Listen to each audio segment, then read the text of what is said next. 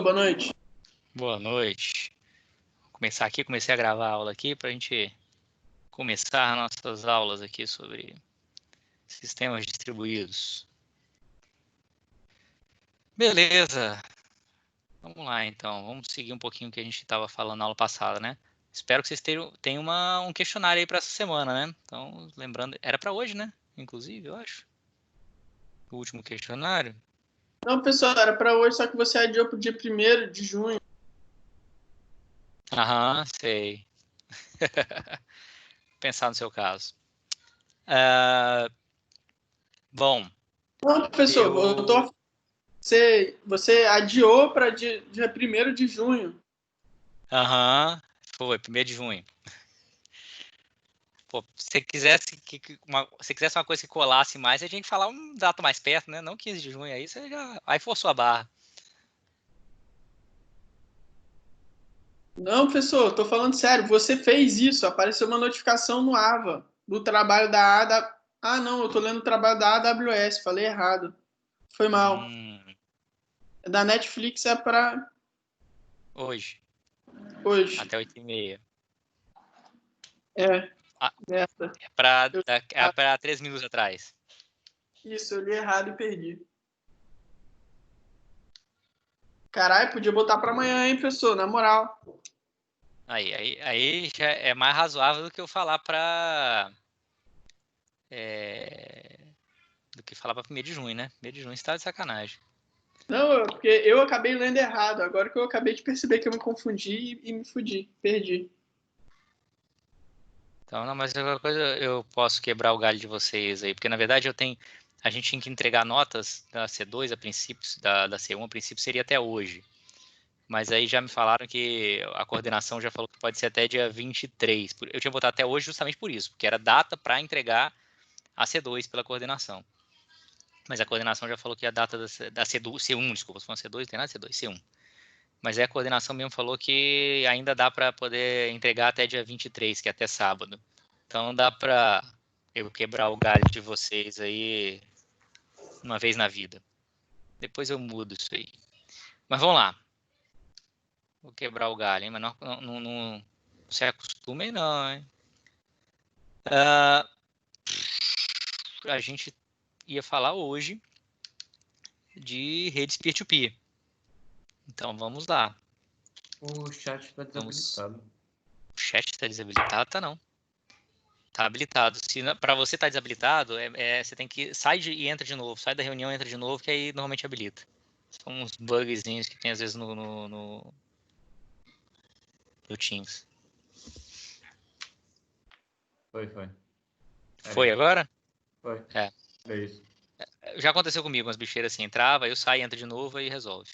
Você tá na Se web tiver ou mais na alguém que tem o aplicação? mesmo problema, aí já resolve também. Tá. Você tá na web ou é no aplicativo? Aplicativo mesmo. Na aplicação. Tá. Na web às vezes dá uns probleminhas assim, aplicativo dá menos, mas às vezes acontece também. É por isso que eu instalei. Dava muito problema. Na web é legal, mas tipo assim, quando você começa a usar com uma frequência muito alta, os problemas começam a aparecer. Aí já não fica tão legal assim. Não é só problema da versão beta do Teams para Linux, não. Já usei o Teams para Linux também, ele funciona até direitinho. Ele tem algumas coisas que não funcionam, acho que não consegue compartilhar a tela, algumas coisas assim, acho que não funcionam não. Mas o problema é doideira dele mesmo. Doideira dele mesmo. Ele às vezes abre, às vezes não abre. Às vezes ele o chat, né? Não é muito comum não, mas às vezes acontece. Aí você tem que sair e entrar de novo. É o que temos para hoje. Bom, deixa eu compartilhar a tela aqui com vocês. Que a gente vai hoje falar sobre redes peer-to-peer. Espera aí que eu tô perdido aqui. Tirar minha cara feia aqui.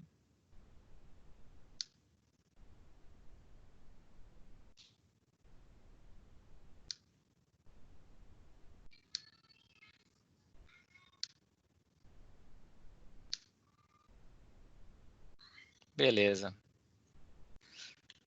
Vamos falar então sobre redes peer-to-peer. Ou P2P, né? Também conhecido como P2P, peer-to-peer. A gente já falou um pouquinho, né? Lá no começo, quando a gente estava falando sobre os vários tipos de mecanismos de comunicação, a gente falou sobre cliente-servidor, sobre N camadas, lá no começo, a gente falou também sobre redes peer-to-peer. Bom, daí a gente falou sobre o conceito básico, né? Não falou nada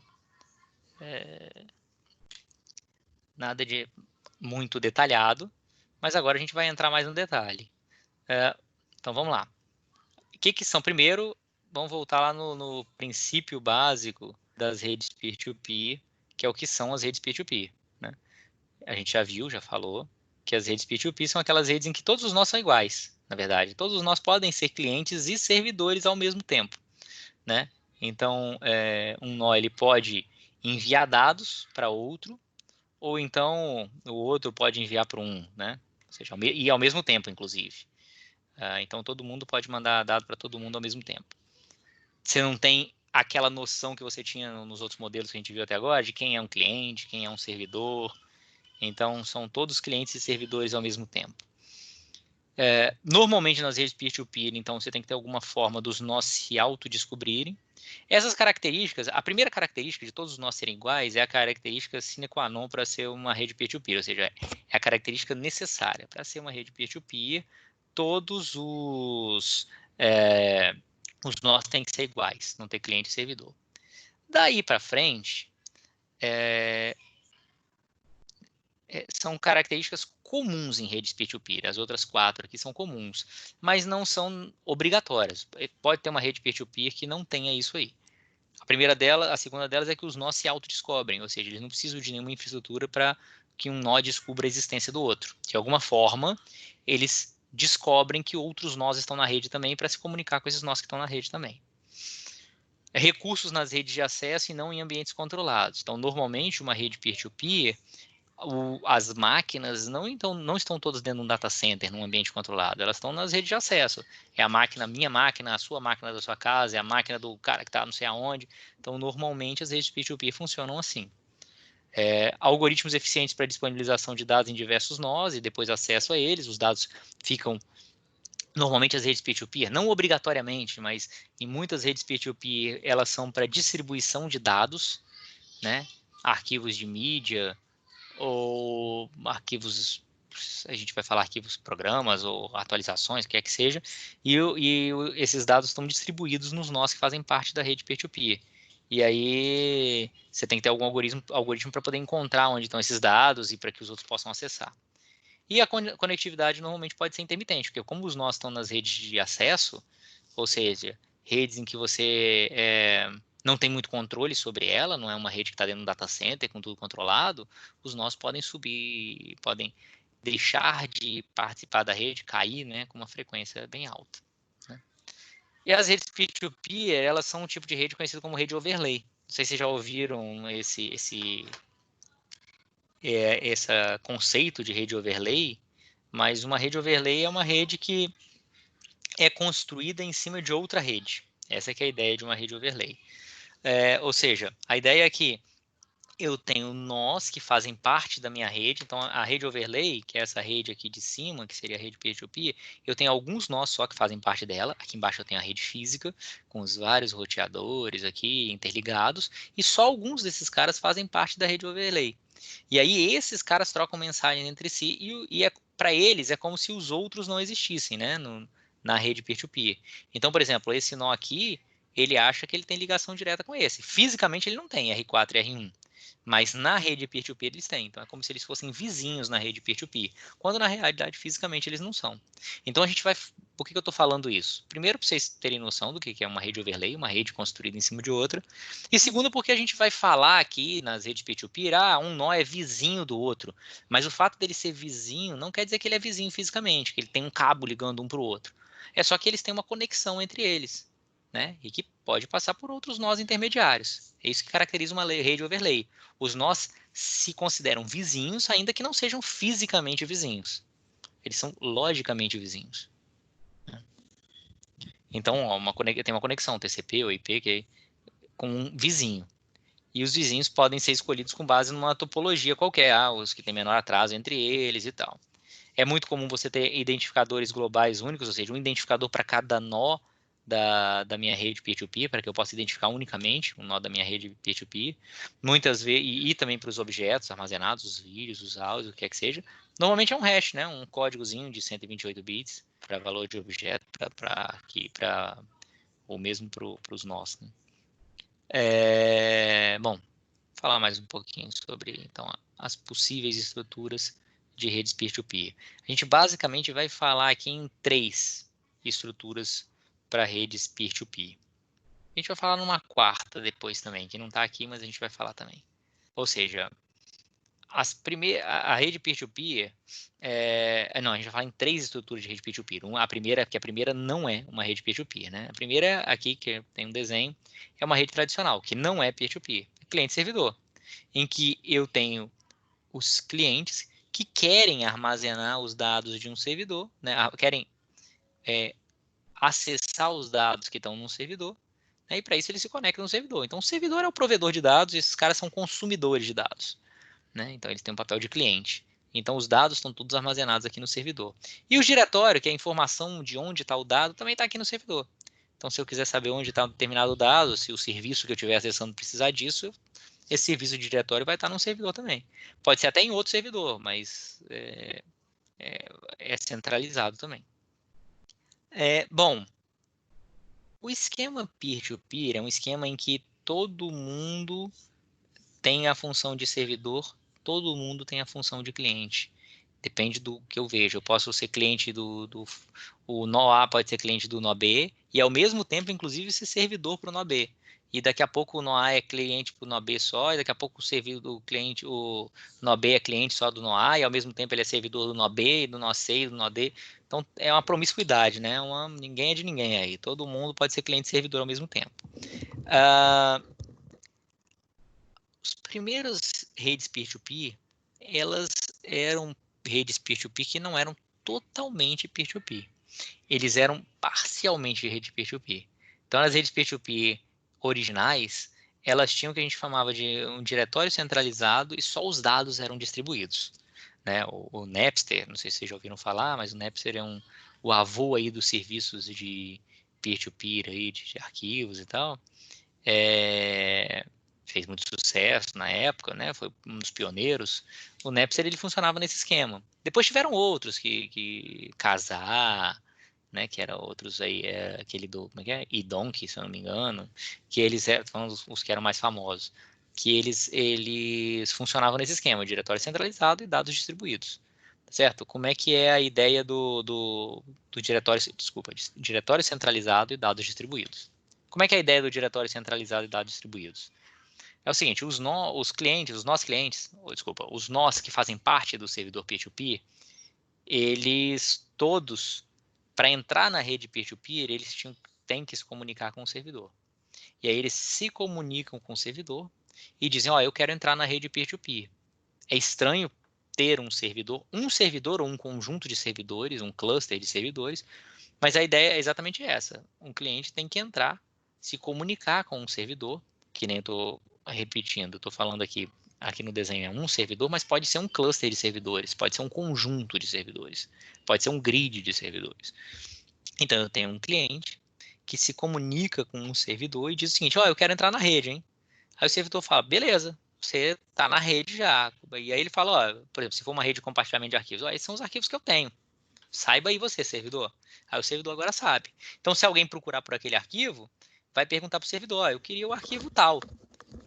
Aí o servidor fala, o arquivo tal eu tenho. Tá? Quem tem esse arquivo? Eu tenho não, o servidor não tem nada. O servidor só sabe quem tem os arquivos. Então, quando esse cliente perguntasse, eu queria a música ABC. Aí o servidor fala, ABC, esse cliente aqui tem, que ele me disse isso. Esse cliente aqui também, que ele me disse isso. E esse cliente aqui tem, Toma essa informação. Agora você sabe quem são os clientes. Agora, se você se vira aí ele contacta diretamente os clientes. Então, nesse tipo de rede peer-to-peer, que era tradicional, essa organização de quem tem qual arquivo, isso fica por conta do servidor. O servidor é que diz para todo mundo quem tem qual arquivo. Ou seja, ele funciona como diretório. Mas os dados ficam distribuídos entre os clientes. E quando um cliente quer pegar um dado que está num outro cliente, ele se comunica direto e faz essa transferência direta. Então, aí é um peer-to-peer. Então, essas redes são peer-to-peer para transferência de dados, ou seja, os dados são distribuídos, mas o diretório é centralizado. Né? O diretório fica todo no servidor. O servidor é quem sabe que dado está em qual cliente. Beleza? Esse é o exemplo do Napster. É o exemplo de outros servidores também que existem atualmente. A maioria dos servidores peer-to-peer de videoconferência, audioconferência, funcionam dessa forma. Muitos deles pelo menos, você tem um cliente que se comunica com um servidor até mesmo para se autenticar, e a partir daí toda a troca de mensagens ou de informações vai direto para os clientes e não mais para um servidor e depois para os clientes. Por exemplo, aqui no Teams eu não sei exatamente como é que ele funciona não, é uma boa pergunta, mas o Skype funciona assim, o WhatsApp também funciona assim, quando você tem uma videoconferência entre duas pessoas. Você se comunica com o servidor, fala assim, eu sou aqui, sou fulano de tal. Ele sabe, então, a partir daquele momento que está online, aí o servidor avisa para todos os clientes que você está online, os clientes que tem você como contato, então a partir daquele momento fica verdinha, luzinha dizendo que você está disponível.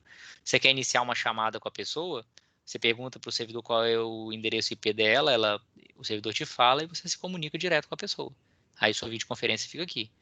A parte de controle toda, de quem está online, quem não está, onde está, que é o diretório, fica centralizado. Então, os sistemas de videoconferência, audioconferência, que são peer-to-peer, funcionam normalmente nesse esquema. Você tem um servidor, até para você autenticar, né? Você saber que a pessoa está dentro você saber que ela é ela mesma e tal. Nas transferências de arquivo, nem sempre isso é necessário. Inclusive, é desejável em muitas dessa rede o anonimato, né? Essas redes prezam por isso, para você não está pegando um arquivo, ninguém saber que é você que está pegando o arquivo. Mas em rede de videoconferência, audioconferência, normalmente o que não se quer é o anonimato. Você quer que a pessoa se identifique para você poder conversar com ela. Né? Então, normalmente funciona nesse esquema de diretório centralizado e dados distribuídos. Né? E por último, estou falando assim só dando uma passada, depois a gente vai falar com mais detalhes sobre cada um deles, tá? E por último, eu tenho um esquema em que é tudo distribuído. Os dados são distribuídos e o diretório também. Eu não tenho alguém central, igual tem esse servidor aqui, que sabe onde está todo mundo. Eu não tenho isso. Onde está todo mundo, quem é que faz parte da rede, onde estão os arquivos. No esquema de dados e diretórios distribuídos, fica tudo distribuído em todos os nós. Eu não tenho um diretório. É mais difícil de eu encontrar informação. Tinha uma rede chamada GNUtella, não sei se vocês chegaram a conhecer, talvez não com esse nome, mas tinha um cliente para a rede GNUtella que era muito famoso, que chamava LimeWire. O nome do cliente era LimeWire, mas ele usava a rede GNUtella. Então, tá vendo? Já descobrimos o primeiro piratão aí do grupo. Eu usei Casa A, LimeWire, tem tá vendo? Pirate Bay. Pirate Bay é do Torrent, né? Que a gente vai falar por último. O GNUtella, que era o LimeWire, que era o cliente do GNUtella, ele usava esse esquema em que o diretório é distribuído e os dados também. É mais difícil encontrar informação, mais trabalhoso. Por que caminharam para isso, então? Vamos falar um pouquinho por que as coisas foram caminhando nesse sentido aqui. As coisas foram caminhando nesse sentido por dois motivos. Primeiro, por um interesse acadêmico e de soluções. Queria uma solução totalmente distribuída, a princípio foi assim, depois vamos botar totalmente distribuído para isso aqui.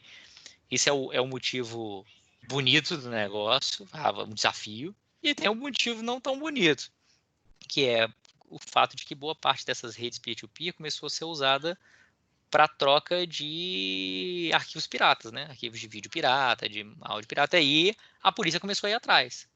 O FBI começou a ir atrás, né? O Napster, por exemplo, o cara foi preso pelo FBI. Então o FBI bateu na casa dele. E como é que você fecha uma rede dessas? Não é muito difícil. Para ela funcionar, ela precisa do diretório, porque o diretório, o serviço de diretório é que diz que cliente tem qual arquivo. Então, por mais que você tenha uma rede com milhões de nós, peer-to-peer, essa rede vão ter ela tinha algumas dezenas ou poucas centenas de servidores. Então é fácil, é difícil você ir na casa de milhões de pessoas, você não consegue ir na casa de milhões de pessoas e confiscar o computador de todo mundo que está usando, mas você consegue ir na casa de quem tem servidor, você consegue ir na casa de centenas só de pessoas que têm servidores. Então eles foram na casa de centenas de pessoas que têm servidores, fecharam todos os servidores. Você não precisa ir na casa de todo mundo, tá? Você vai na casa de meia dúzia, prende meia dúzia, que os outros todos vão fechar porque vão ficar com medo de ser presos. Então com isso você acaba com a rede, tá certo? Normalmente acontece assim, a polícia vai lá, prende meia dúzia, os maiores, os menores se acovardam e desligam o servidor, fala, pô, eu não quero ser preso não. E aí pronto, foi isso que aconteceu com o Napster. Foi isso que aconteceu com outras redes, tipo o Kazaa, tipo o Idon, que também aconteceu porque funcionava no mesmo esquema. Você vai lá e mata os servidores, que são poucos, é mais fácil de acabar com eles. Então a Interpol entrou nisso junto, porque tinha redes dessas que tinham servidores espalhados pelo mundo, né? E aí prenderam algumas pessoas e tal, e os outros foram desligando. Em alguns casos eles prenderam, em alguns casos eles tinham notificação, ó, ou você desliga ou você vai preso. E aí o cara desligava. A rede de Gnutella, ela veio para resolver isso, porque como o diretório e dados eram distribuídos, não tem nenhum servidor central, é impossível da polícia fechar uma rede dessa. É impossível. Por que é impossível? Porque você tem que acabar com todos os nós. Enquanto tiver 3 nós, vai ter uma rede com esses 3 nós. Se tiver 1 milhão de nós, vai ter uma rede com esse 1 milhão de nós. Então essa aqui era uma rede à prova de polícia, vamos dizer assim. Então ela foi criada como um desafio para ter soluções distribuídas, mas também para ser infechável, vamos dizer assim, né? Para ter um português bem bonito, infechável. Não dá para você fechar essa rede. Não dá para a polícia atuar e mandar fechar essa rede. E por que ela não faz sucesso hoje em dia? Por que ela não existe? Porque a gente vai ver, vai falar que a solução dela, apesar de ser muito robusta, também é muito pouco eficiente, muito pouco escalável. Lembra que isso era um dos problemas que a gente falou em redes, em sistemas distribuídos? Um dos desafios é você manter uma solução escalável, uma solução que você pode aumentar muito o número de pessoas que usam a solução e sua solução vai continuar funcionando bem. A Gnutella, assim como a maioria das redes de diretórios de dados distribuídos, elas são muito eficientes, mas são muito pouco escaláveis. Começou a aumentar muito o número de pessoas usando, começou a ficar absurdamente lento e com custo muito alto, gerando muito tráfego e muito ruim. O desempenho piorou muito. E aí as pessoas foram abandonando essa rede porque era muito difícil de achar alguma coisa e muito lento. No começo era muito bom, depois começou a ficar muito ruim. E aí nesse contexto é que surgiu o torrent, que é o que a gente usa hoje, que é uma terceira solução que a gente vai falar no final da aula, em que eu não tenho mais diretório, eu tenho só dados distribuídos. E aí a gente vai ver essa abordagem um pouco mais para frente, por último, que é a abordagem de maior sucesso, né? No fundo, que a galera usa hoje aí mais, que é o torrent. Beleza? Bom, então vamos lá. Vamos falar agora mais ou menos sobre cada um desses caras aí. Independente de qual é a solução, eu tenho basicamente esses 4 problemas aí envolvidos, que é o como entrar na rede, como publicar um arquivo, supondo que eu estou transferindo arquivo, mas vale para outras coisas, é que a maioria dessas redes se usa para transferir arquivos, né? Como que eu procuro para um arquivo, procuro uma informação que eu quero e como que eu obtenho o arquivo. Então, para entrar na rede, eu tenho algumas possibilidades. Ou envio ou eu me contacto com um servidor conhecido, né? Nesse caso aqui, eu me contacto com o servidor, falo, quero entrar na rede. Ou então, quando eu não tenho um servidor, eu mando um broadcast para todo mundo aqui, para alguém dizer, ó, estou entrando na rede. Aí todo mundo passa a saber que eu estou entrando na rede. São as duas possibilidades, depende um pouco de cada solução. Para publicar um arquivo, se for centralizado, eu só mando para o servidor, ó, eu tenho esse arquivo aqui, hein, disponível para todo mundo. Ou então, se for um diretório distribuído, eu vou manter a minha lista. Se alguém quiser saber o que eu tenho, pergunta para mim. Eu não vou divulgar para ninguém, por exemplo. Se eu quero procurar por um arquivo, se for um diretório centralizado, eu vou lá e pergunto para o diretório centralizado. Ou então eu saio perguntando para todo mundo que está na rede. Eu pergunto para meus vizinhos, que vão perguntar para os vizinhos deles, que vão perguntar para os vizinhos. Eu faço uma requisição em broadcast. Pergunto para todo mundo. No final, todo mundo que tiver vai me dizer. Ou então eu uso hash table distribuídas, que é para fazer isso aqui de uma forma um pouquinho mais eficiente. A gente vai falar isso também. E por último, se eu quiser obter o arquivo, transferir o arquivo, eu vou transferir, em qualquer uma das soluções, eu vou transferir ponto a ponto, que é isso que caracteriza a rede como peer-to-peer. Não precisa passar pelo servidor, se tiver servidor. Se não tiver, é ponto a ponto mesmo. E eu posso fazer uma transferência distribuída de segmentos. Em vez de transferir o arquivo todo de um cara que tem um arquivo, se eu souber de 10 pessoas que tem, eu posso transmitir um pedacinho de cada um. Também vamos falar sobre isso aí, né? Então vamos lá. Vamos agora retomar as soluções. A gente ir olhando um pouquinho mais sobre cada uma delas. A primeira delas é o Napster. Vou usar como exemplo o Napster, mas é o exemplo de uma solução que tem diretório centralizado e os dados distribuídos, né? Para o compartilhamento de músicas, o Napster originalmente, era uma aplicação pensada originalmente, pelo menos de acordo com o que dizia o criador dela, para poder encontrar e baixar MP3 livres, MP3 que não eram comerciais, mas não foi bem isso que foi usado, né? A galera usava para poder baixar a pirataria mesmo. Tô ouvindo uns barulhinhos aí, não sei se alguém está escrevendo aqui, ó. Usei bastante Napster na adolescência. Bom, eu já usei Napster também logo no começo dele. Para quem nunca usou o Napster, ou nunca viu, ele fez muito sucesso, o cara ganhou muito dinheiro, tá, com isso aí. Depois ele começou a vender o Napster, ele começou a usar o Napster para você ter músicas comerciais, aí tinha um esquema de pagar também. O cara do Napster, ele inclusive foi um dos investidores inicialmente do Facebook. Não sei se vocês já viram aquele filme sobre o Facebook, a rede. Acho que é a Eu rede, né? falei agora. E o O cara. Social E tem lá o cara Network, do muito Napster. bom. E o cara do Napster quem faz é o Justin Timberlake, né? Que faz ele, se eu não me engano. Que é o cara do Napster. Fala lá, eu criei o Napster. Na época ele era famoso. E ele foi um dos caras que botou o Facebook pra frente. Então o cara ganhou dinheiro com isso.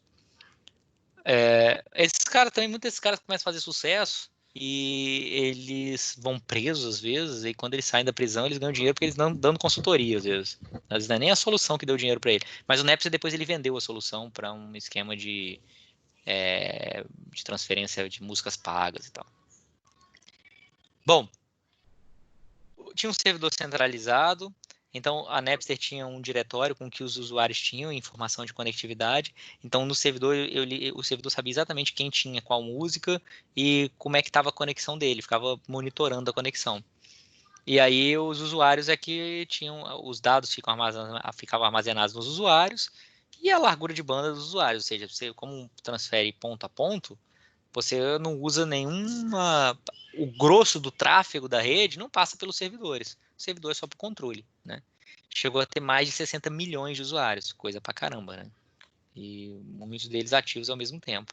Então tá aqui, ó, como é que funcionava o Napster, ó. Isso é uma figurinha lá do nosso livro. Eu tenho vários peers, vários pares, né? Vários nós que fazem parte da rede peer-to-peer, e eu tenho os vários servidores Napster.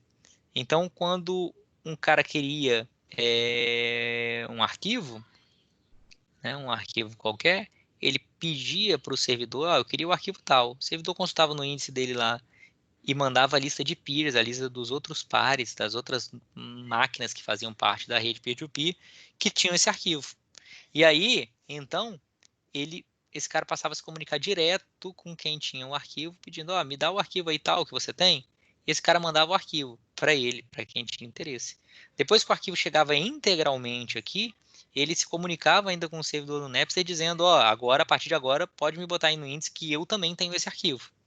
E aí, né, o número de pessoas que tinham arquivo ia aumentando cada vez mais. Então esse era o funcionamento do Napster, era o funcionamento do primeiro esquema desse, é o primeiro esquema de transferência de arquivos assim de sucesso. Eu lembro que na época era revolucionário. Você falava, caramba, um negócio que ninguém nunca tinha pensado em você distribuir a informação entre várias máquinas, né? Beleza? Então, o que tem de muito diferente disso aqui em relação às soluções mais atuais, tem várias coisas diferentes, mas uma delas aqui é que no Napster, esse cara, quando ele tinha interesse no arquivo e eu recebia a lista dos vários pares que tinham um arquivo, tem essa lista de nós, todos esses nós aqui tem um arquivo. Eu escolhia um deles e me contactava com um deles e pegava o arquivo todo de um deles. Então, toda transferência vinha de um nó para o outro. Hoje em dia, a maioria das soluções não faz isso. ele recebe uma lista de pares, ele pega o arquivo, divide em vários pedacinhos e pega um pedaço de cada par. Então, ele transfere um pedaço a partir desse cara, outro pedaço pode ser a partir desse, outro a partir desse. A maioria das soluções atuais faz assim. O Napster não. Ele pegava tudo de um computador só. Pode parecer besteira, mais eficiente você pegar um pedaço de cada um, mas tem que pensar que isso aqui já foi revolucionário bastante para a época. Tipo assim, na época ninguém fazia nem isso. Então, o cara, quando ele pensou nisso aqui e botou isso no ar, já foi o revolucionário suficiente para a época, né? As outras melhorias foram vindo depois. O Nutella tem esse logo bonito aqui que eu fiz pro Nutella. Não tem esse logo, né? Obviamente eu que criei ele, não é esse o padrão dele. Mas os caras podiam ter adotado, porque ia fazer mais sucesso, eu acho. Bom, como é que funcionava o Nutella, então? Que era baseado no... Que era a base do LimeWare, que eu falei com vocês, que fez um certo sucesso. No Nutella, diferente do Napster, Napster eu passei rápido aqui, porque o Napster é simples, não tem muito mistério. O Nutella, ele já era um pouquinho mais elaborado. No Nutella, o compartilhamento de arquivos, né, funcionava do mesmo jeito, ou seja, na hora que eu descobria quem tem um arquivo, eu pegava do cara, direto, mas aqui eu não tenho um diretório centralizado, eu não tenho um servidor ou um conjunto de servidores que eu podia me contactar. No caso do Napster, antigamente, eram publicados na internet, você tinha lista de servidores Napster.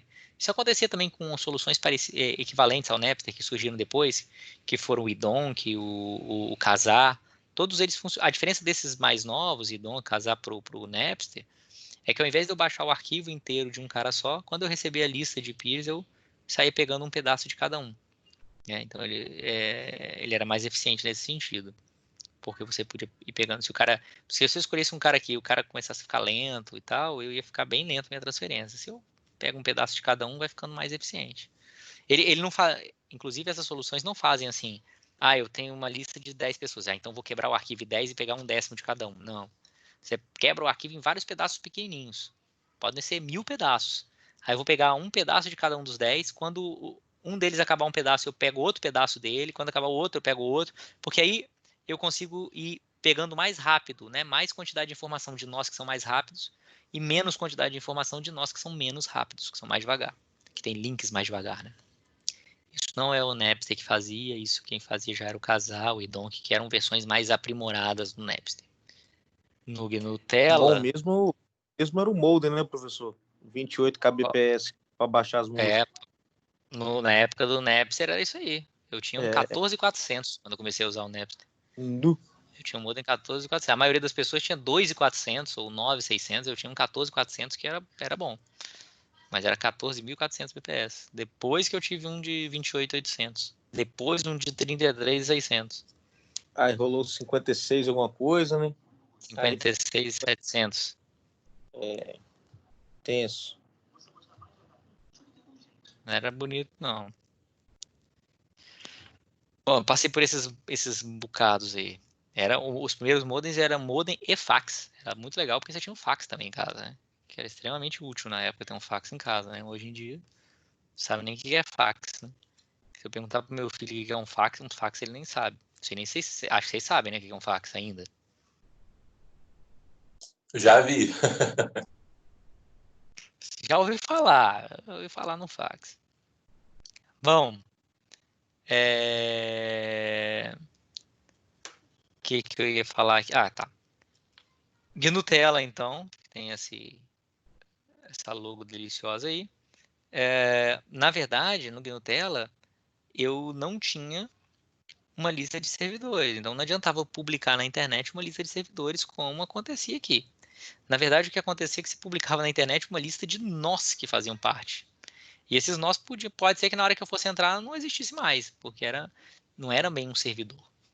Mas existiam alguns nós na época, que pessoas que estavam dentro de universidades e tal, que colocavam uns nós desses aí, que aí eles sempre estavam no ar. Né? Ou pessoas que tinham... No Brasil era mais complicado, mas pessoas que no exterior, às vezes, que tinham uma internet melhor, internet dedicada e tal, e que deixavam o tempo inteiro ligado também. E aí tinha umas listas dessas rolando pela internet. Quando você baixava os programas, tipo um LimeWare e tal, eles já vinham com alguns nós pré-cadastrados, que eram nós que normalmente estavam no ar. Então você tinha que saber esses nós de alguma forma. Ou amigos que mandavam lista ou publicação em servidores. Às vezes tinha lá no Gnutella e falava, pô, algum amigo me mandava assim, toma aqui essa lista de servidores aqui, ó, que tá, os caras estão de outras nós aqui que estão melhores. Aí você se conectava com alguns. Você precisava de alguns, não precisava de muitos nós, não. No fundo, você precisava de um só. Você tendo um só, você começava a construir a rede, porque aí você pedia para ele a lista de vizinhos, o Node mandava a lista dos vizinhos dele, aí você perguntava dos vizinhos, a lista dos vizinhos, você ia perguntando e você ia conseguindo informações de mais nós e ia se conectando a mais nós e virava vizinhos de mais nós. Então a ideia da rede Gnutella é que cada nó tinha uma lista de outros nós que ele conhece, vizinhos para os quais ele tem conexão TCP, que é aquele esquema do overlay, vizinhos que não necessariamente são vizinhos físicos, mas máquinas com as quais ele tinha uma conexão direta. E aí quando um nó recebe uma mensagem, ele reencaminha para todos os vizinhos, exceto para quem ele recebeu, de quem né, ele recebeu mensagem. Então, se eu receber a mensagem, eu tenho 10 vizinhos e recebi uma mensagem de um deles, eu replico essa mensagem para os outros 9. E aí, se todos os nós vão fazendo isso, no final, todos os nós recebem a mensagem. E aí você vai receber várias cópias da mensagem, provavelmente, né? Porque muitas vezes, porque você vai receber de um vizinho, de outro também, de outro também. Você vai repassar uma vez só, mas pode ser que você receba de vários. Então, esse esquema de transmissão, ele é eficiente, porque esse esquema de transmissão se chama flooding, né? Que é inundação. Você está inundando a rede de mensagens, porque você manda para todos os vizinhos, seus vizinhos mandam para todos os vizinhos deles, os vizinhos deles mandam para todos os vizinhos. No final, você atinge a rede toda, mas você está transmitindo muito mais mensagens do que você efetivamente precisa, né? Você está efetivamente inundando a rede com mensagens. Por isso que eu falei com vocês que esse tipo de rede, ele vai ficando menos eficiente, ele não é escalável. Ele fica menos eficiente à medida que mais nós entram. Porque quanto mais nós estão na rede, maior a possibilidade de eu receber várias cópias da mesma mensagem. Então, maior a quantidade de replicações inúteis da mensagem na rede. Então, eu começo a congestionar muito a internet, a rede de maneira geral, e demorar muito, inclusive, a ter resposta, porque eu tenho muitos nós na rede, até eu chegar em todo mundo vai ser uma confusão.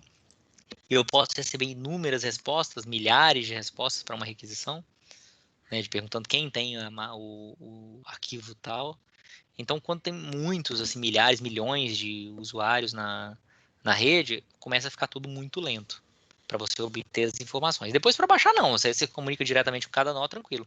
Mas a parte de controle, a parte de obter as informações, começa a ficar bem ineficiente. Então, isso aqui funciona bem quando você tem poucos nós participando da rede, mas quando você tem muitos nós participando na rede, não fica legal, não. Bom, como que ele funciona, basicamente, o Gnutella? Você tem dois tipos de mensagem, a mensagem ping e query. Ping é para saber sobre os vizinhos, query para obter informações sobre os vizinhos, né? E as respostas retornam pelo caminho que percorreu. Cada mensagem tem um identificador único de 16 bytes. Para que um identificador único? Porque se eu receber a mesma mensagem de vários nós vizinhos, eu vou reencaminhar ela uma vez só, né? E também as mensagens tinham um TTL máximo de 7 hops. Vocês sabem o que é TTL máximo de 7 hops? 7 hops? O que significa isso? Isso é uma terminologia bem de rede, assim, né? Que se usa bem. O IP usa muito isso, de TTL também. TTL quer dizer time to live. O time to live, ele é o seguinte. Eu estou falando com vocês que o Gnutella funciona no esquema de inundação, de flooding. Eu mando para todos os vizinhos mandam para todos os vizinhos deles, que repassam a requisição para todos os seus outros vizinhos e assim por diante. Até chegar em todo mundo. Só que esse até chegar em todo mundo pode ser uma eternidade. Pode demorar muito. Então, e pode gerar muita mensagem desnecessária. Então, para evitar isso, se o Gnutella ele estipulava um TTL máximo de 7 hops, 7 saltos. Ou seja, eu passo para os meus vizinhos, é um hop, um salto. Meus vizinhos passam para os vizinhos deles, 2 saltos.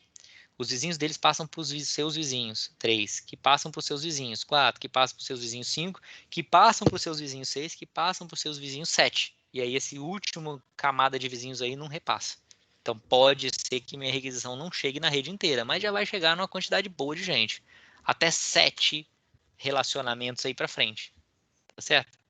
Pode acontecer de eu começar a receber mensagens duplicadas, né? Que eu mesmo mandei, inclusive.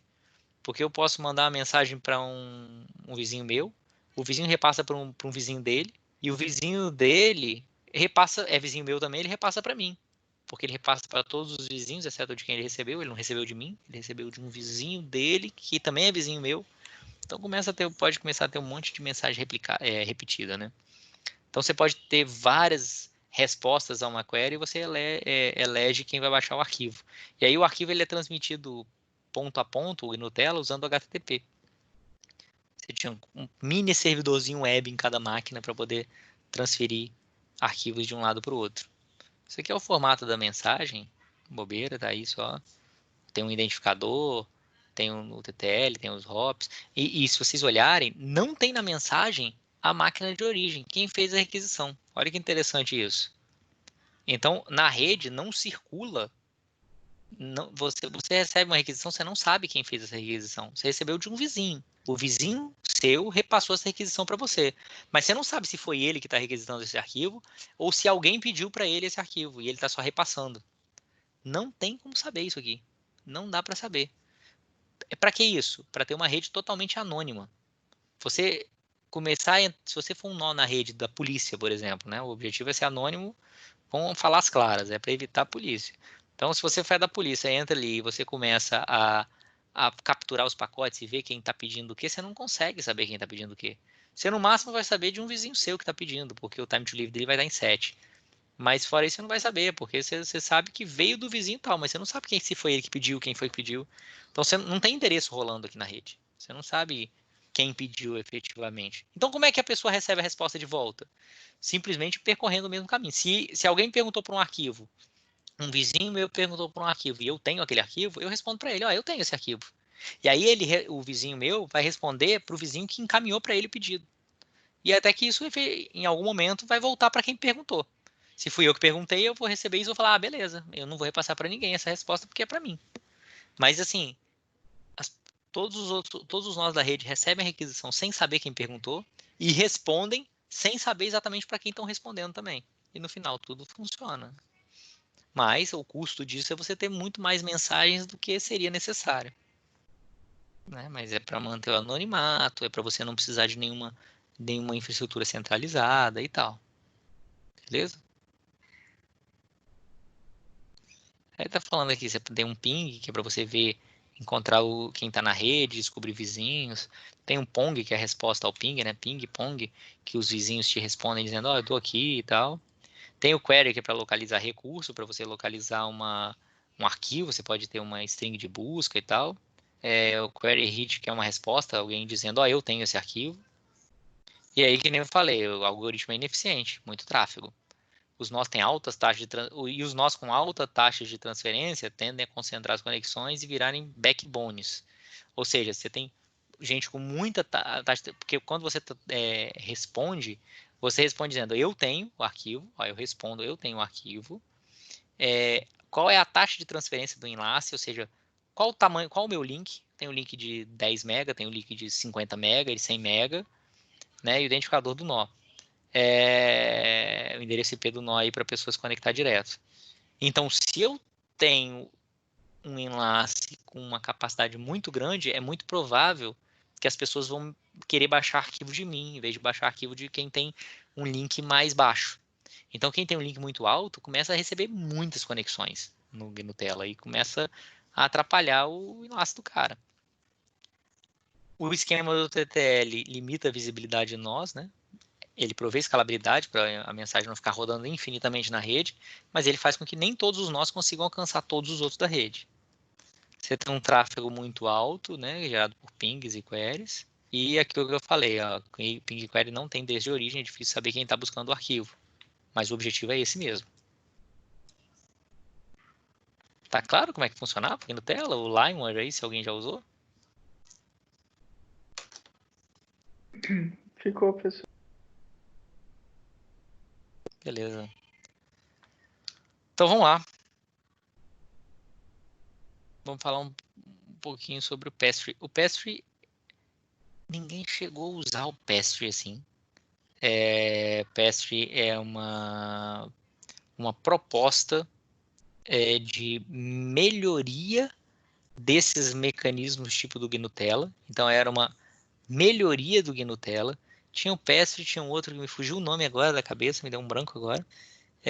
Que eram soluções meio competidoras, que tinham a mesma funcionalidade, que a funcionalidade era melhorar um pouquinho o mecanismo do GNU-Tela, para você não ter essa quantidade de pings e queries, ou seja, eu não ter que perguntar para todos os vizinhos perguntarem para todos os vizinhos, que vão perguntar para todos os vizinhos, para efetivamente eu ter uma resposta. No Pastry, você não precisa sair perguntando para todo mundo, você faz uma busca um pouco mais direcionada, né?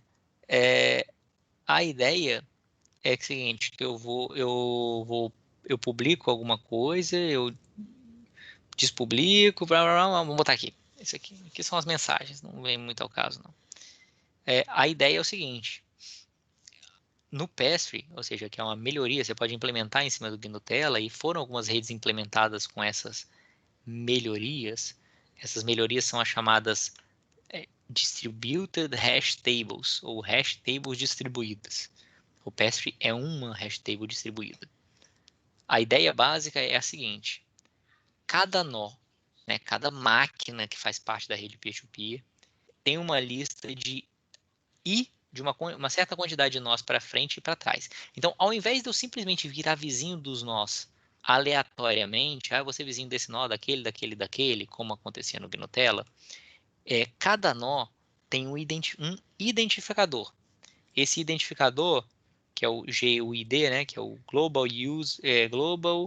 Unique Identificator, né, identificador único global, é um número de 128 bits. Não está aqui bits, mas 128 bits. Né? E aí cada computador gerava o seu número de 128 bits. Um número aleatório que dizia, esse aqui é meu identificador. Um número de 128 bits, ele tem 2 elevado a 128 possíveis combinações. São uma quantidade de combinações absurda. Para que isso? Porque a chance de eu gerar um número aleatório de 128 bits igual a qualquer outro nó da rede é muito pequena. Então dá para eu gerar um identificador aleatório e ter uma possibilidade muito pequena de ter algum outro nó ter gerado exatamente aquele mesmo identificador aleatório. Mas a ideia é o seguinte, a ideia é que eu sou um nó e eu tenho uma lista de não sei quantos nós para frente, x nós para frente, x nós para trás. Como assim x nós para frente, x nós para trás? Contável, conto mesmo, ou seja, se eu sou o nó D471F1, isso aqui tá 128 bits escrito em hexadecimal, né? Se eu sou esse nó aqui, eu vou conhecer o nó D471F2, o nó D471F3, D471F4, mas nem sempre vão existir esses nós. Então, de todos os nós com quem eu me comuniquei na rede, eu descobri que o nó mais perto de mim é esse aqui, que tem uma numeração mais próxima de mim. Então, eu conheço esse nó. O logo abaixo dele mais próximo é esse aqui. Então, eu vou conhecer esse nó aqui também. Então, esses dois aqui eu conheço. Imagina que eu vou conhecer 2 nós para frente e 2 nós para trás. Então, eu vou conhecer esses 2 nós aqui para trás. E mais uns 2 nós para frente. Então, os nós conhecem alguns para frente e alguns para trás. Então, eu tenho alguns vizinhos, mas os vizinhos que eu tenho são aqueles que têm a numeração mais próxima de mim. E aí isso vai fazer com que os nós naturalmente se organizem, né, em forma de anel, em que eu conheço alguns nós para frente e alguns nós para trás. Mas eu não conheço os nós mais para frente aqui do anel, mais para trás aqui do anel. Eu conheço só alguns para frente de mim e alguns para trás de mim. Por que isso? Qual é o objetivo? O objetivo é que se eu tiver, por exemplo, eu sou o nó que tem esse identificador aqui, e eu estou procurando uma informação que tem esse identificador aqui, D46A1C, tá? De alguma forma eu estou procurando isso aqui. Se eu tenho isso aqui, como é que eu estou procurando isso? Porque os arquivos que você procura, por exemplo, eu estou procurando o arquivo de música tal, de nome tal. Esse nome você passava numa função e gerava um hash, um número aleatório. Então, se eu botava lá, sei lá, eu estou procurando a música, vamos dizer, Garota de Ipanema. E aí, quem tivesse a música Garota de Ipanema, quando eu pego esse título, Garota de Ipanema, e aplico a função hash nela, ela me gerar um identificador de 128 bits. E esse era o identificador da música. Então, quando eu buscava lá por Garota de Ipanema, ele ia me gerar um identificador de 128 bits também, que ia ser esse aqui, D47.1F1. Então, eu sei que o D47.1F1, ele está bem atrás, bem na frente, desculpa, de mim em contagem. Então, eu sei, por exemplo, que eu tenho que ir mais para frente. Então, eu vou jogar para o nó mais distante que eu conheço, essa requisição. Ó, eu estou querendo o objeto que tem esse identificador. Eu jogo para o nó mais distante que eu conheço. O que está na frente de mim, se eu conheço 3 à frente de mim, eu vou mandar para o terceiro. E aí esse cara vai receber e vai olhar que essa requisição é para um nó que está bem à frente dele também. Então, se ele conhece 3 nós ou 4 nós à frente dele, ele vai mandar para o quarto. Esse cara também vai mandar. Esse cara também vai mandar, até que vai chegar num nó que tenha essa informação aqui, que tem esse identificador. E aí, qual é a vantagem desse esquema? A vantagem desse esquema é que ele não sai mandando para todos os vizinhos. Ele manda só para um vizinho, que é o vizinho que eu sei que vai me deixar cada vez mais próximo da informação que eu quero. Então eu direciono essa requisição e aí eu consigo também achar informações, achar as informações de uma forma mais eficiente, porque eu não tenho que mandar mensagens para todo mundo. Eu vou mandando as mensagens de uma forma meio direcionada, tá certo? Quando chega nesse nó aqui, todo mundo que tem a música Garota de Ipanema tá aqui nesse nó. Então todos os nós que tem Garota de Ipanema vão ser atingidos, ou todos, ou uma parte deles, pelo menos. Então eu vou jogando para lá. Agora, isso traz algumas limitações, porque eu começo a não conseguir direito procurar com wildcard, né? Você tá assim, eu quero garota asterisco, coisa que nas outras redes dá, eu tenho que dizer o nome direitinho. Mas a rede começa a ficar mais eficiente, tá certo? Aqui está dizendo que é bastante ineficiente, agora já não em quantidade de mensagens, mas em capacidade de busca. Porque na hora que eu vou buscar, eu tenho que saber exatamente o identificador daquela informação. Se for uma música, eu tenho que botar string exatamente que identifica aquela música para transformar no identificador para poder eu buscar a informação. Tá clara a ideia? Não sei se ficou muito claro. Mas a ideia é fazer com que eu não precise mandar para todo mundo. Eu vou mandando de uma forma direcionada. Se o identificador do que eu quero buscar está bem lá na frente, eu vou mandar para quem eu conheço que está mais na frente possível, que é esse cara. Esse vai mandar para quem ele conhece que está mais na frente possível, dos vizinhos dele que está mais na frente possível. Esse cara aqui também para o que está mais na frente possível. Se já é o cara que tem, ele, opa, já chegou a informação aqui, eu já sei que eu tenho. Ou então, eu não tenho nenhum vizinho, quer dizer que mais para frente significa que essa informação não existe. Provavelmente isso não tem na rede, não tem esse arquivo na rede. Senão, eu conheceria. E aí eu posso retornar dizendo, ó, não tem não, cara, não tem esse cara não. Porque eu conheço um que está antes dele, conheço um que está depois, mas não conheço ele. Beleza?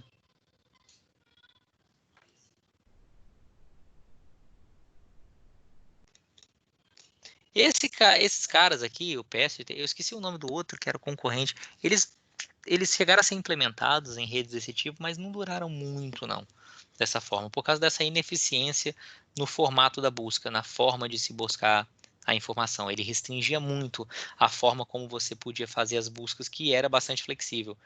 Era o preço a se pagar para você ter mais eficiência na rede. Né? Pra você não ter uma rede tão cheia de mensagens inúteis, vamos dizer assim. Então, um novo nó você tem que conhecer tem que conhecer qualquer um nó da rede PS, quando contacta ele, ele vai sendo roteado, vai sendo enviado para aquele numericamente mais próximo, para ele poder se organizar ali, entrar no lugar dele, no, no meio ali dos nós mais próximos e mais distantes. E aí ele começa a ter informações sobre os nós que estão mais próximos dele, os nós que estão mais próximos dele começam a conhecer ele também, e aí ele entra no meio. Tipo assim, se vier um nó cujo identificador dele é para estar aqui, e o primeiro nó que eles contactam é esse cara vai falar, opa, eu vou mandar vocês contactar com esse cara. Eles contactam com esse. Ele fala, não, eu vou mandar vocês contactar com esse. Aí eles contactam. Fala, não, eu vou mandar vocês contactar com esse. Aí eles falam, opa, beleza, você pode entrar aqui, ó, depois desse aqui que são meus vizinhos. Aí eu já posso tentar entrar com esses caras aqui, dizendo, ó, eu tô aqui agora no meio, e as pessoas em volta de mim vão me conhecer e tal, e eu entro na rede. Pronto. Eu não preciso conhecer muitos vizinhos. Beleza? Beleza. Bom, essas soluções, então, que a gente falou até agora, a gente falou de, basicamente, voltando aqui, de 2 tipos de solução, voltando lá no começo. A gente falou desses 2 tipos de solução aqui, ó, com diretório centralizado de dados distribuídos e diretório e dados distribuídos. Todos os 2 têm problema. Nesse cara aqui você tem o problema de ter os pontos de falha aqui, únicos de falha bem, que são os servidores. Você quer acabar com a rede? Acaba com os servidores. A polícia fechar, ou então, esquece a polícia fechar. Deu problema nos servidores, acabou a rede. É pouco resiliente. Essas outras aqui, elas são bem robustas e tal, mas elas têm os problemas de eficiência. Ou engessa a busca, ou então fica bastante ineficiente em termos de tráfego. Então, todas essas 2 aqui têm problemas. E os problemas estão justamente na questão do diretório. Aqui porque o diretório é centralizado, então ele é frágil. Aqui porque o diretório é distribuído, então ele gera tráfego adicional desnecessário, né? Ou então, se você não quiser gerar esse tráfego adicional, ele começa a engessar muito a forma de fazer buscas. Então, o problema é sempre o diretório. Ou porque ele está centralizado, ou porque ele está distribuído. Os dados distribuídos nem mudaram muito ao longo do tempo. O que mudaram é que ao invés de eu pegar o arquivo todo de um cara só, eu consigo pegar pedaços de cada um deles. Mas o diretório sempre foi o ponto de ataque e o principal problema das soluções, de todas as soluções peer-to-peer. Até que surgiu o torrent. O torrent foi uma solução que contornou isso aí, tanto que ela é a solução que, talvez, uma das soluções que esteja vingando por mais tempo. Por quê? Qual foi a grande sacada do torrent? É que o cara que propôs o torrent chegou e falou assim, pô, ele tinha feito a aula comigo lá, né? Aí ele olhou essas propostas anteriores, porque o slide, a aula parava aqui. Ele olhou e falou, pô, o problema desses caras todos, o professor Rafael tá falando aí que é diretório. Então já sei, vou fazer uma solução que não tem diretório. Né? Quando você tem um problema muito sério, um problema muito difícil para resolver, você tem 2 soluções para ele. Né? Tem 2 formas de você encarar o problema. Uma delas é você se esforçar ao máximo para resolver o problema. Outra forma de resolver é você simplesmente ignorar o problema. Se eu estou ignorando o problema, ele não me afeta em nada, vou deixar ele para lá, está resolvido já, né? Não me preocupo com ele. Então foi isso que o torrent fez. As outras abordagens foi tentar resolver o problema do diretório. O torrent falou, pô, me preocupar com o diretório? Porcaria nenhuma. Eu vou me preocupar em deixar eficiente a troca de arquivos entre os pares. Só. Esquece como que a galera vai procurar. Como é que a galera então vai procurar os arquivos? Serviço de diretório, cara, o Google faz melhor que eu. A galera publica no Google aí quem tem e estamos resolvidos. Ô, professor. Então, diga. Então quer dizer que a filosofia deles foi o que não tem solução tá resolvido? Isso aí. Se não tem como resolver, resolvido está. Já ouviu essa frase? Essa foi a abordagem deles. Não tem como resolver, resolvido está. Então tipo isso assim, na verdade, ué. Eles, na verdade, usaram um princípio de terceirização, que é o seguinte, eles terceirizaram o serviço de diretórios. Cara, eles olharam e falaram, pô, o Google já tá aí, cara. O Bing da Microsoft, sei lá, esses caras fazem um processo de indexação de informação de serviço de diretório, que é o que o Google é, um grande serviço de diretório. Eles fazem isso de forma muito mais eficiente do que eu, cara. Então, pô, eu não vou me meter a fazer um serviço de diretório, não, que vai ser pior do que o que os caras fazem, que os caras já fazem isso e vão melhorando o tempo todo. Então, esquece. Eu vou me preocupar Eu vou me preocupar simplesmente em fazer uma transferência eficiente entre uma máquina e outra. E como é que eu vou saber quem tem esse arquivo? Cara, publica isso na internet, publica isso no Google, publica isso na sua página, e o Google vai indexar a sua página e a gente vai achar. E acabou. E pronto, nada mais do que isso. Eu estou simplificando bastante, claro que tem um mínimozinho de diretório, mas são vários microdiretórios. A gente vai falar sobre isso. No fundo, o grande diretório mesmo é o Google. Que aí, cara, é impossível, porque o Google indexa um monte de coisa. Então, indexa também torrents, mas indexa mais um monte de outras coisas. Né? Tanto que, pô, hoje em dia o pessoal quer baixar um torrent, o que faz? Ah, você pode ir em alguns sites que tem torrents? Pode, mas a maioria das pessoas vai lá no Google e coloca assim, música tal torrent, ou filme tal torrent. E pronto, o Google que acha para você o arquivo torrent, você simplesmente baixa. Como funciona então? O torrent, ele tem, primeiro, ele dividiu os nós que fazem parte da rede em 3 tipos, chamados trackers, leechers e seeders. São nomes em inglês, né? Mas é porque se usa. Trackers, leaders e seeders. O tracker é o cara que sabe quem tem o que, vamos dizer assim. É o cara que tem informação.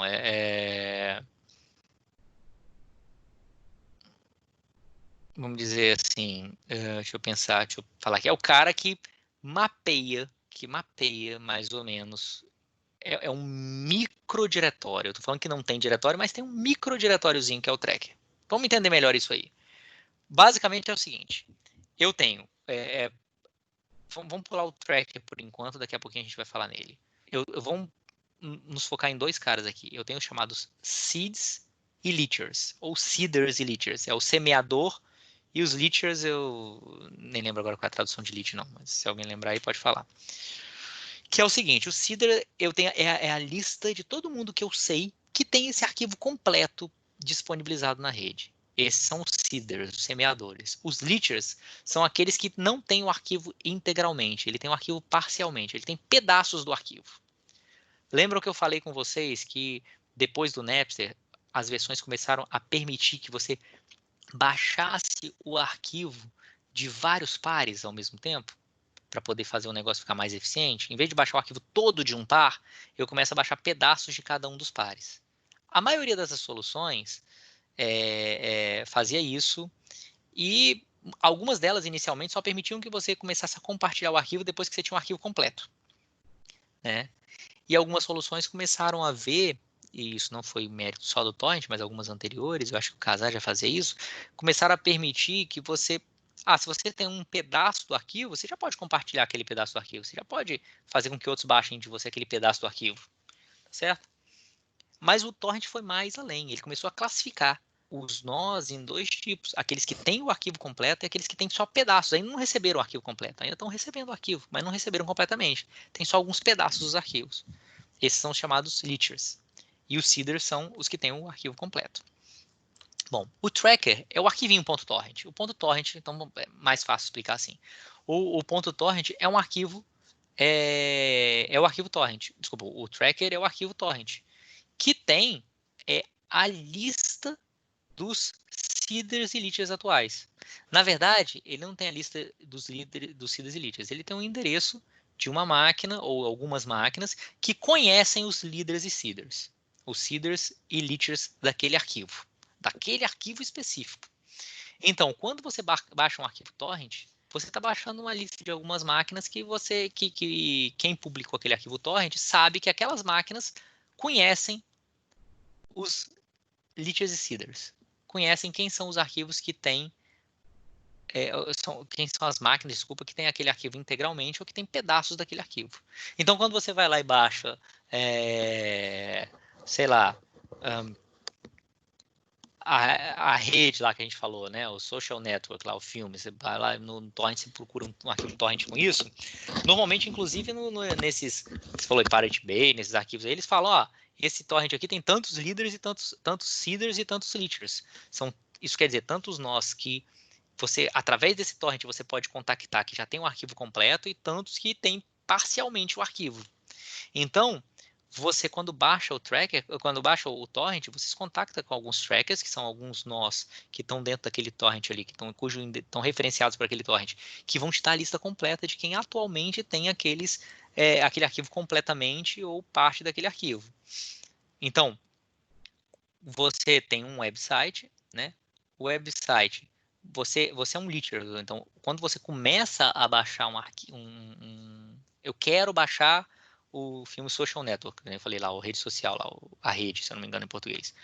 Se eu quero baixar, eu vou lá no website, baixo o arquivo de metadado, que é o arquivo .torrent.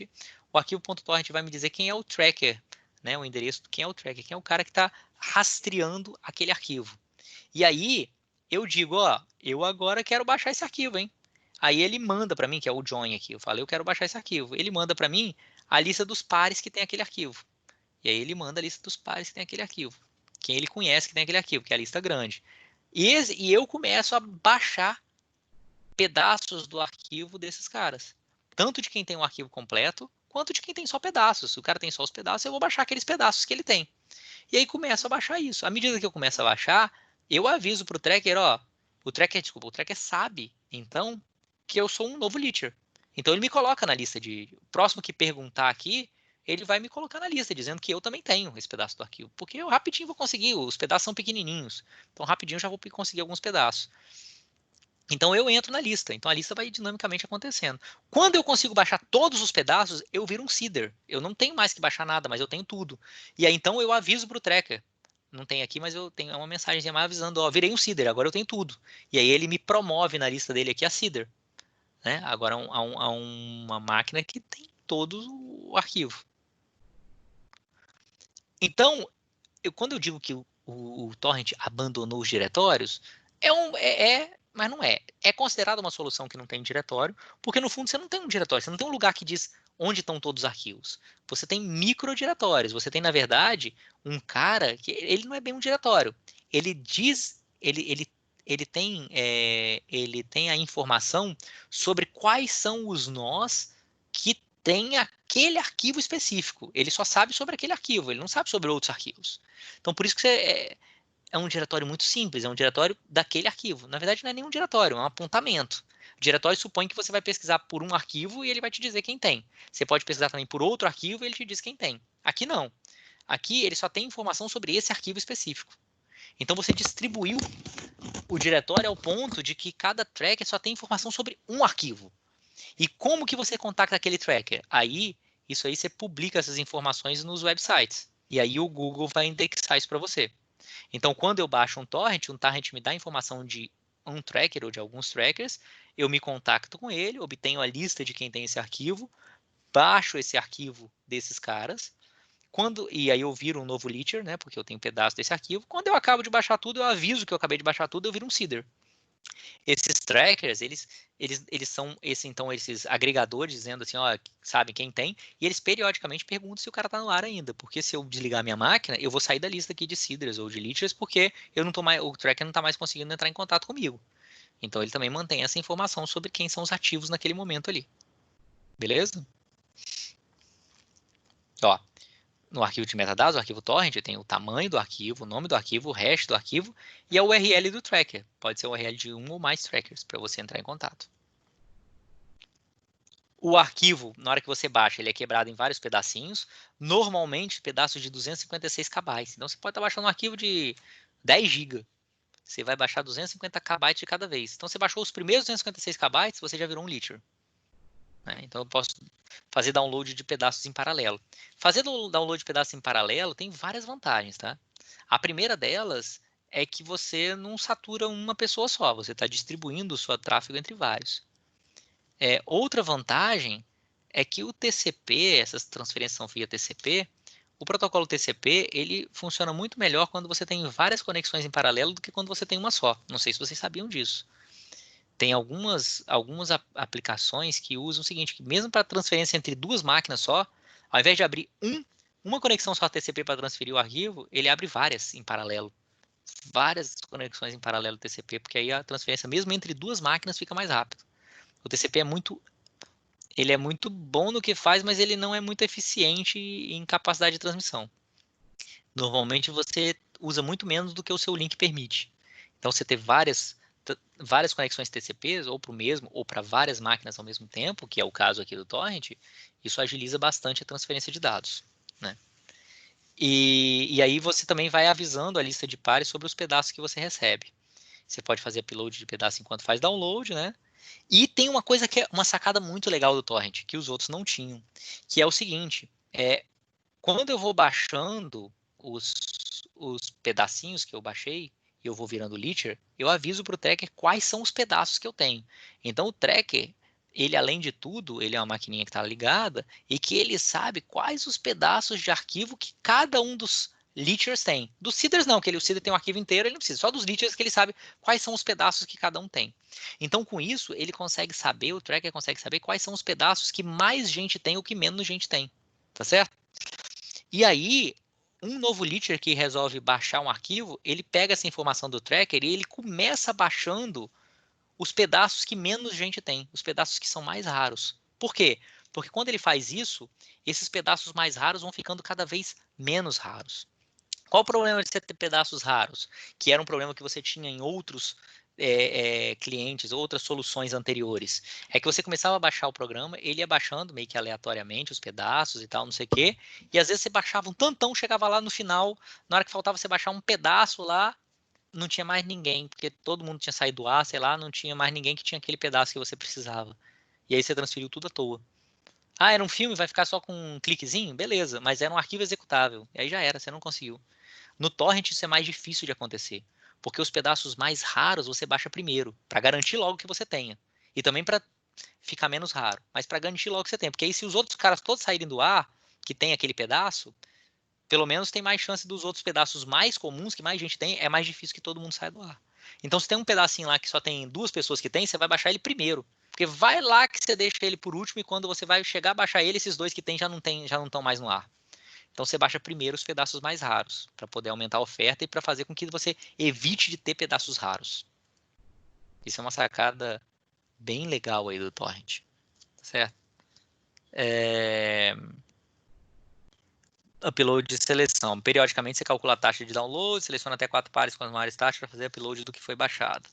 Isso é para você pegar os seus pedaços e mandar para vários também. Você faz, ele tenta ao máximo evitar que hajam pedaços raros. Então, às vezes, se tem pedaços raros também, e tem alguns pares que estão precisando, você nem espera ele baixar de você, você já contacta com ele e já vai mandando para ele também, para poder fazer os pedaços se transportarem mais, se difundirem mais, a informação se difundir mais. Então, professor, mas eu continuo tendo um ponto de falha aqui, que é o tracker. Se a polícia vai lá e fecha esse tracker, você não consegue mais baixar esse arquivo. Beleza, você não consegue mais baixar esse arquivo. Mas o resto da rede torrent está todo no ar ainda. Tem milhões de trackers desses aqui, espalhados no mundo, cada um para um arquivo diferente. Então, é totalmente distribuído. Você não tem mais o serviço de diretório. Cara, é impossível você bloquear uma rede dessa. Tá certo? Porque Professor, você não tem jeito. Oi. teve uma época aí, era eleição do Obama, que eles estavam colocando lá um decreto, que eu já até esqueci o nome, que eu acho que tinha um símbolo de um elefante. Não tinha um negocinho que era que eles estavam começando a proibir para baixar arquivos da internet e tal? Não, você faz o Dessa? seguinte. Então, você faz o seguinte. Você faz um esquema que é assim, você proíbe. Então, se você for pego, é ilegal, você pode ser preso. Mas a questão é que o cara tem que ir em cima de você. Ele vai em cima, por exemplo, eu falei com vocês que eles não tinham diretórios, não confiavam no Google. Mas além disso, tem pessoas que montaram páginas com seus próprios buscadores focados em torrent, que é o caso do Pirate Bay, é o caso de outros aqui. No Brasil tinha um que foi fechado, os caras foram presos, nos Estados Unidos vários foram presos, mas a rede torrent não acabou aquela página só. O Pirate Bay teve uma hora que ele ficou offline. Aí eles usaram o diretório do The Old Pirate Bay. Foi. O Pirate Bay, só pra gente, já que você falou do Pirate Bay, o torrent acaba por aí, tá? A ideia é essa, não sei se ficou claro aí como é que funciona o Pirate Bay. JXTA aqui é só um framework, se alguém tiver interesse em construir algum dia uma aplicação P2P, JXTA é um framework para Java que permite você construir isso, é só uma curiosidade. Tá meio na nossa hora, né? Eu vou só fazer uma chamadinha, se alguém tiver alguma dúvida, pode aproveitar aqui e falar. Eu vou fazer uma chamada e enquanto eu faço a chamada, enquanto eu estou abrindo aqui, já que você falou em Pirate Bay, vou contar a história do Pirate Bay, que é bem interessante em dar tempo aí suficiente para acabar a aula. Uma curiosidade interessante, que é a seguinte. O Pirate Bay, ele é de uns suecos, 3 caras, e eles montaram esse Pirate Bay na Suécia, e aí eles foram buscados pelo FBI, o FBI acionou a Interpol, que acionou a polícia local, eles começaram a ser procurados na Suécia. E aí eles saíram da Suécia e foram para a Indonésia. Um foi para a Indonésia, foram para morar em países que não têm extradição para a Suécia. E aí eles tiveram que tirar o site, tiveram que sair para não ser presos. Tiveram que tirar o site da Suécia também, e aí eles iam migrando. Opa, eu entrei nessa turma errada. Eles iam migrando de país em país, né?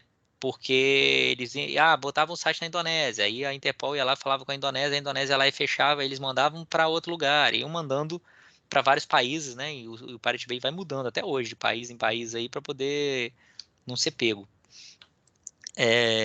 Eles, inclusive, hoje em dia alguns deles, tem um deles que é buscado por estupro na Suécia.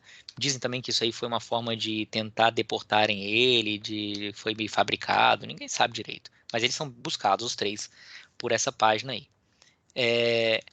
Pela coisa. Mas o interessante da história deles, o engraçado da história deles, nem é essa história do peer-to-peer, não. É que é o seguinte, teve um momento em que eles tiveram uma sacada. Deixa eu fazer a chamada aqui, porque se quem não quiser ouvir, quiser ir embora, pode ir. O Abrantes tá aí, né? Alex, se alguém não tiver aí, não tiver e quiser responder no chat, depois eu dou uma olhadinha no chat, tá? Mas se responder aqui, me facilita. Alex, Eduardo, Felipe, Igor Fracalossi. Eu tô aí, professor, tô aí. Igor, tô aí, quem quer dizer quem? O eu é quem? Felipe. Igor também tá aí, né? Eu tô. Igor Henrique. Henrique, não. Tá aí. Kaique. Eu tô aqui. Leandro. Lucas. Lucas não, né? Matheus Martinelli. Matheus Vieira. Otto. Aí. Renan. Rogério. Rogers. E Vinícius. Deixa eu ver se alguém respondeu aqui. Quem respondeu? Rogers e Matheus. Qual Matheus?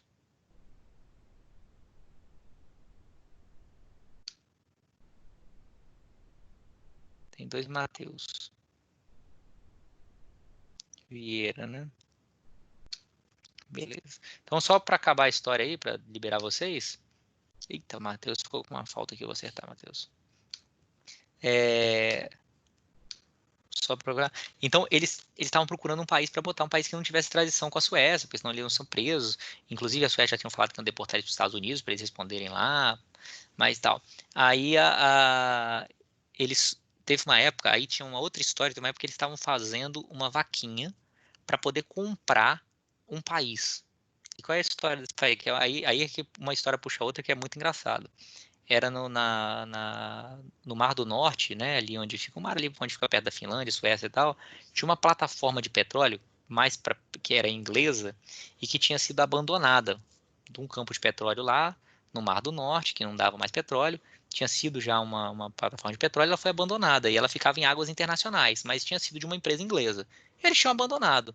Aí teve um sujeito inglês doido, que nada tinha a ver com Pirate Bay, que resolveu habitar essa plataforma, é um cara cheio da grana, e declarar aquilo ali o país dele. Falou, esse aqui vai ser o meu país. Eu vou declarar um país aqui, estou em águas internacionais, você vai ser meu país. Declarou lá um país, era um principado, ele era o príncipe, criou moeda própria, criou um passaporte, não foi reconhecido pela ONU, mas ele dizia que ele era um país independente, né? Aí a Inglaterra não gostou muito, eu acho que tinha uns esquemas também para não pagar imposto, coisa assim, né? Que ele tinha sede de privilégios no país dele. Aí ele criou lá. A Inglaterra não gostou muito disso, de um cidadão inglês declarando independência. Aí a Inglaterra ficou meio pé da vida, falou que ele não podia fazer isso. Ele falou que ele faria se ele quisesse, porque ele estava em águas internacionais e a Inglaterra não podia fazer nada contra ele. Aí, isso aconteceu de verdade, tá?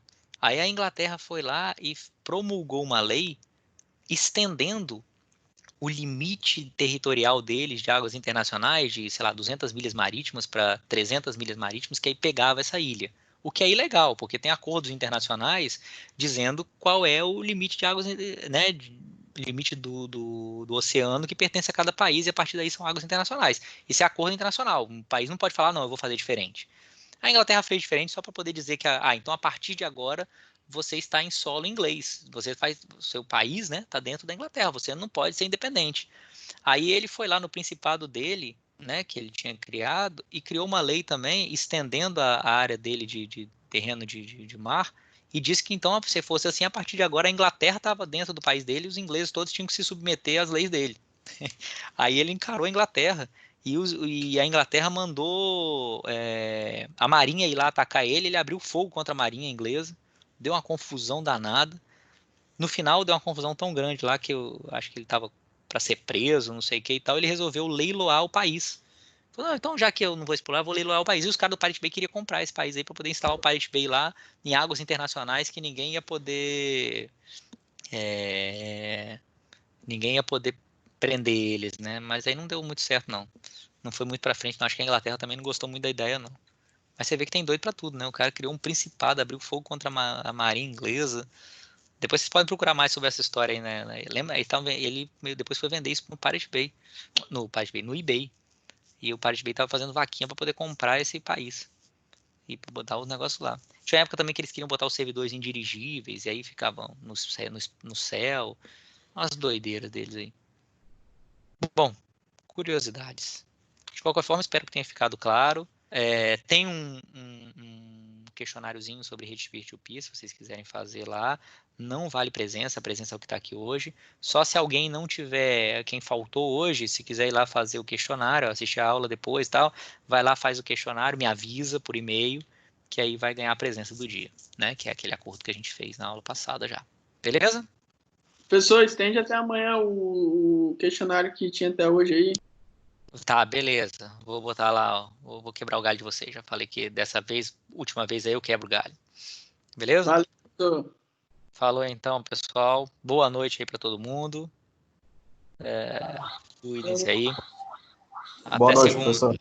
Boa noite. Boa noite.